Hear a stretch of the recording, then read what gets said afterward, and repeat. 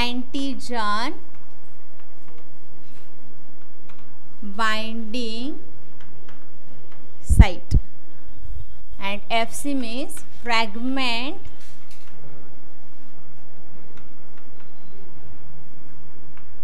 crystallizable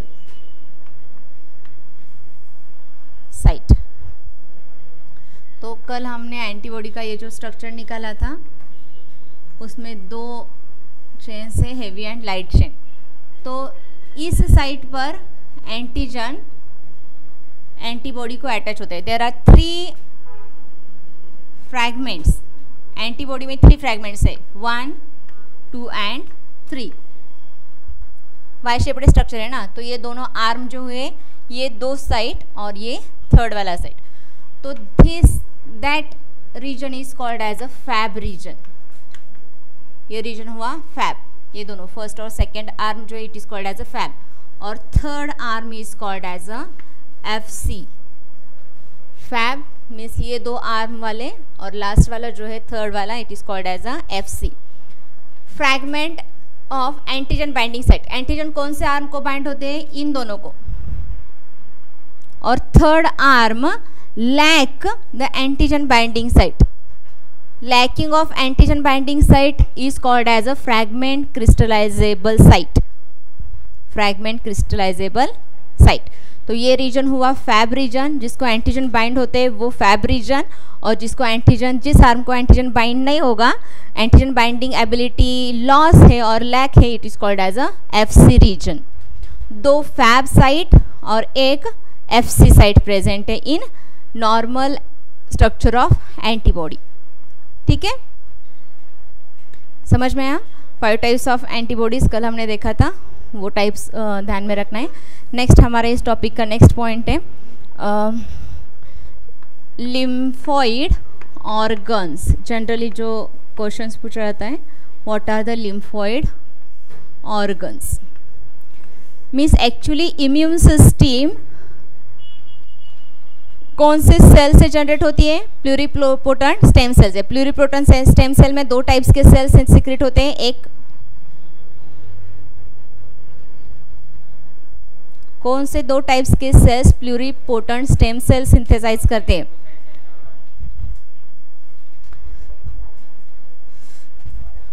हाँ, myeloid and lymphoid cell. Myeloid cell में क्या होता है? Granular cells and monocytes and macrophages synthesize होते हैं। एंड एक्चुअली लिम्फोसाइट्स का सिंथेसाइज होते हैं बाय लिम्फॉइड सेल्स। करेक्ट। तो ये जो लिम्फॉइड सेल्स है वो कौन से ऑर्गन सिंथेसाइज करते हैं? Lymphoid sales, lymphatic sales different organs में सिंथेसाइज हो गए। मे बी ब्लड सेल का टाइप है ना, तो ब्लड सेल का सिंथेसाइज होते हैं bone marrow, spleen,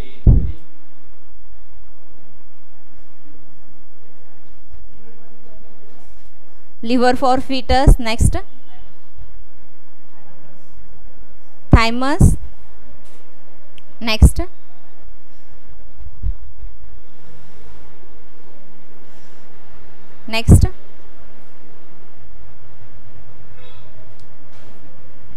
complete bone marrow, thymus, liver, spleen etc.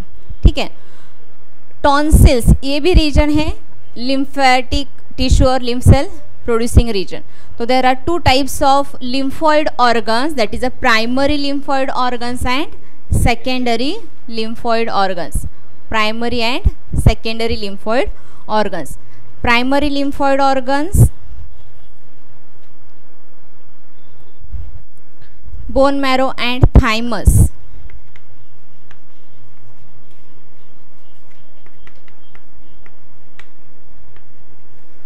और बाकी के सभी अभी जो मैंने बताया it is called as a secondary lymphoid organs, that is liver, spleen,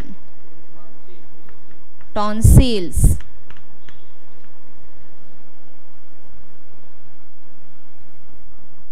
liver, spleen and tonsils called as a secondary lymphoid organs.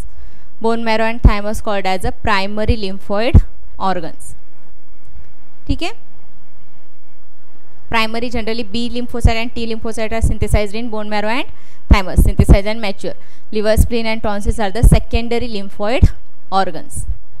Lymphoid organs means जहाँ lymph synthesize होता है वो organ. ठीक है. नेक्स्ट इस टॉपिक का next main point types of diseases. First lecture में हमने देखा था, तो हम आज स्टार्ट करने वाले हैं प्रोटोजोअन डिसीजेस. फर्स्ट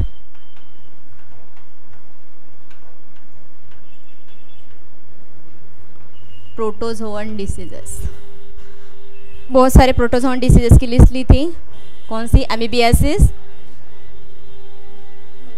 मलेरिया, काला आजार, diarrhoea etcetera. Dysentery means amoebiasis. ठीक है. तो प्रोटोजोन में हमें दो एक्चुअली कॉजेटिव एजेंट पूछ रहे थे, दो डिसीज के against, amoebiasis and malaria. First amoebiasis.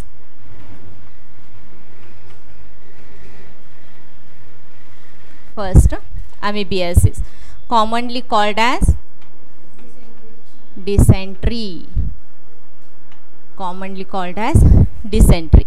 Dysentery means blood passes through stool. Blood passes through stool.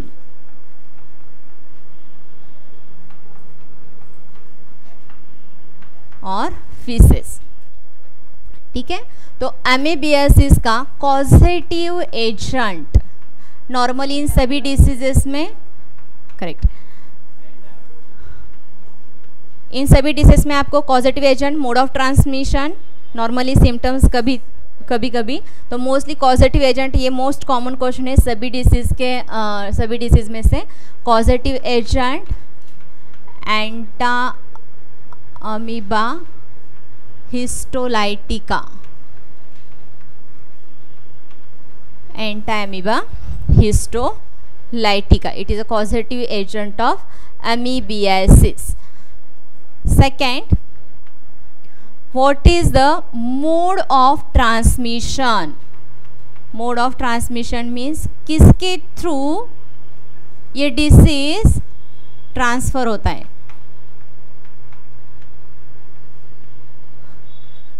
Mode of transmission of amoebiasis is fecal-oral route. बहुत सारे डिसीजेस में ये मोड ऑफ ट्रांसमिशन है. Faeco oral route means contaminated food and water. Faeco oral route means contaminated food and water.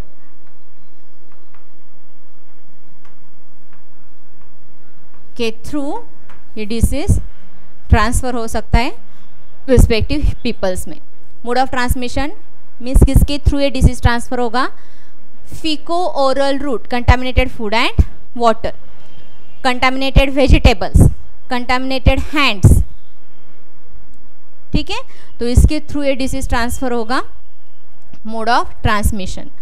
Next question इसमें पूछा जाता है, what is mean by cyst.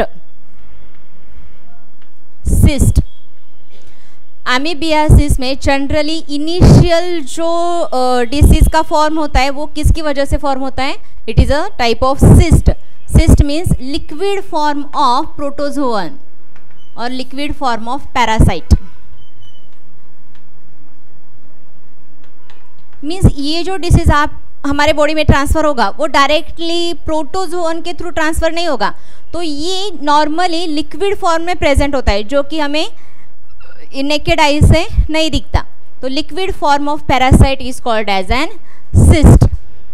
Liquid form of parasite is called as an cyst.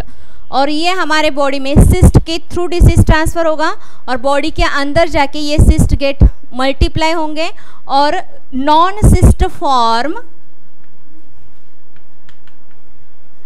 Of protozoan is called as trophozoite. Non cyst means हमारे body में liquid के form में ये cyst अंदर एंटर होंगे और अंदर जाके ये मल्टीप्लाई होंगे और ये प्रोटोजोआ के फॉर्म में डेवलप होंगे.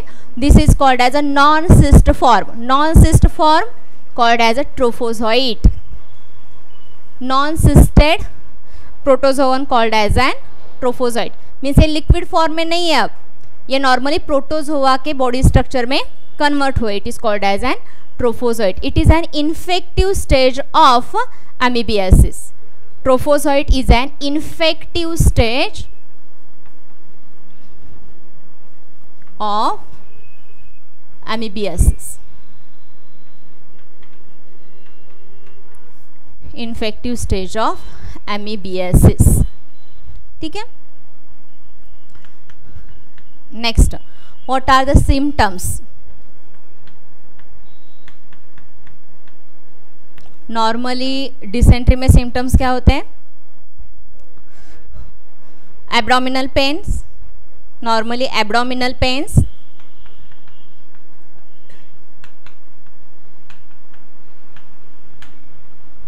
Next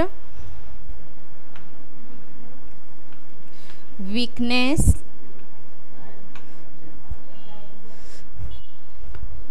slight form of diarrhea, less form of diarrhea,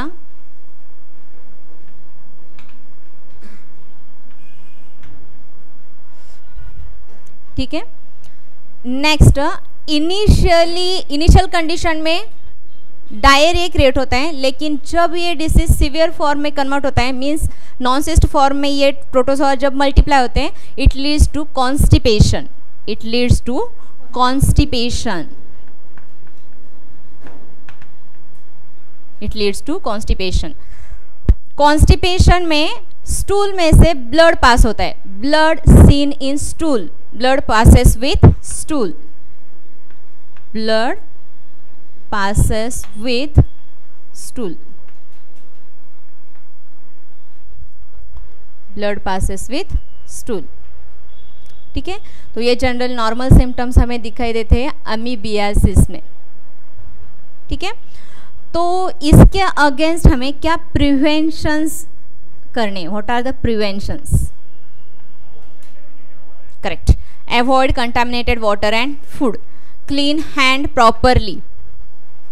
clean hand. Vegetables fruits properly clean करके हमें लेने हैं. तो नॉर्मली जो भी कंटामिनेटेड फूड और वाटर के रिलेटेड जो भी प्रिवेंशंस है वो हमें लेने हैं. प्रिवेंशंस, बॉइल्ड वाटर लेना है और may be Sterlite for filtered water हमें लेना है.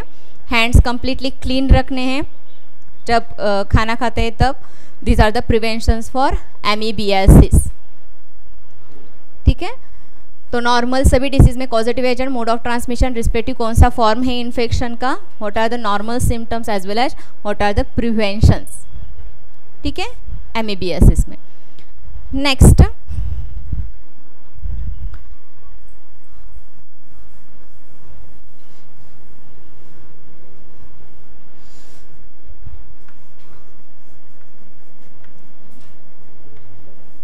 मलेरिया.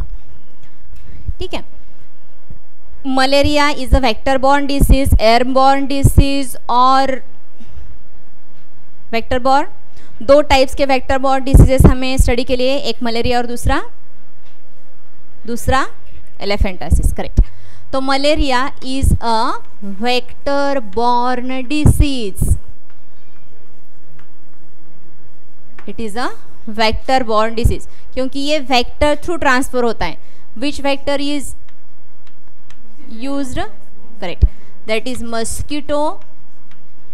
सभी मस्कीटो कैरी करते हैं क्या है disease? Correct. Only anopheles mosquito में female anopheles mosquito. Only female ही ये डिसीज कैरी करेंगे, मेल क्यों नहीं कैरी करेंगे? करेक्ट. क्योंकि females are feed on human blood and males are feed on correct plant sap. तो ये ओनली फीमेल डिसीज ट्रांसफर करती है क्योंकि feed on, females are feed on blood. Male mosquito feed on plant sap. ये normally question पूछा जाता है, why only female carry malaria as well as elephantiasis. तो मस्कीटो में फीमेल ही कैरी करते हैं, that is anopheles mosquito. Male do not carry malaria as well as elephantiasis because they feed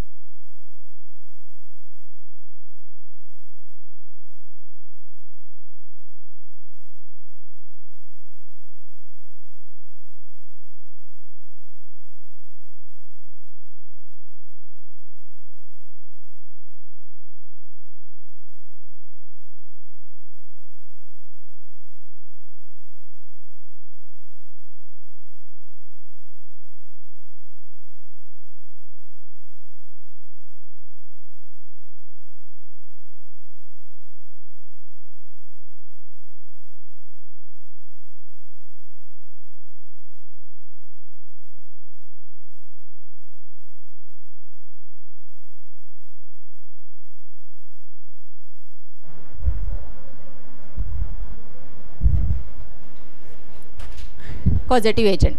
next, what is the mode of transmission, किसके through ये disease transfer हो सकता है? Blood through. Mode of transmission किसमें नहीं, किसके through?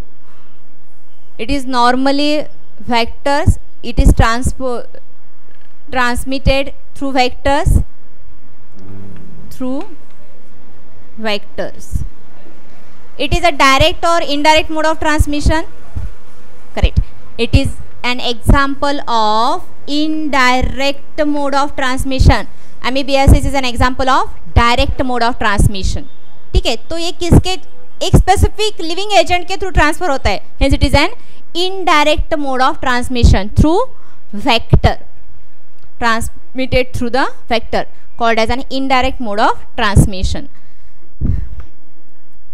Next, malaria में कितने होस्ट रोल प्ले करते?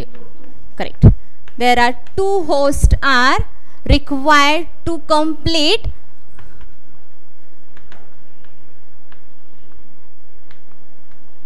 Life cycle of, correct, life cycle of plasmodium. Plasmodium की लाइफ साइकिल कंप्लीट करने में 2 होस्ट रिक्वायर्ड है compulsory, that is primary host and secondary host.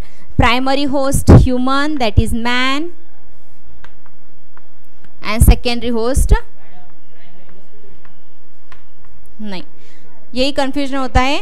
Correct, तो जिसमें रिस्पेक्टिव कंडीशंस इन्फेक्टेड होती है वो प्राइमरी होस्ट होता है। नॉर्मली ये